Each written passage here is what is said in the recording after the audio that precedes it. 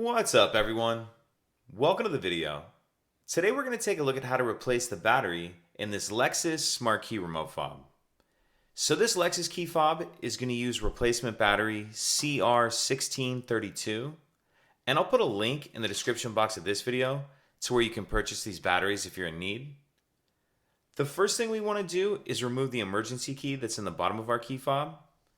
That's done by pressing this release here, and then the emergency key will slide out like that. Now if we hold the key fob with the buttons facing down, and we take a look at the space where this key just came out of, we see this little notch right here. And if you notice, there's a little bit of a lip on this key. What I'm going to do is put the key in the notch like that, and then I'm just going to twist it. And as you do that, it pops the back of the shell up. Go ahead and pull the back all the way off. Now we see our battery right here. And there's another little notch, a little cutout right here that you can use.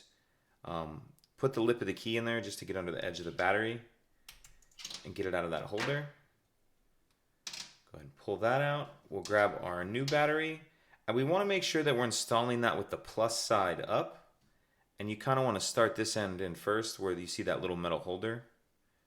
So start that edge in first like that. Oops. Start that edge in first like that, and then pop it all the way into place.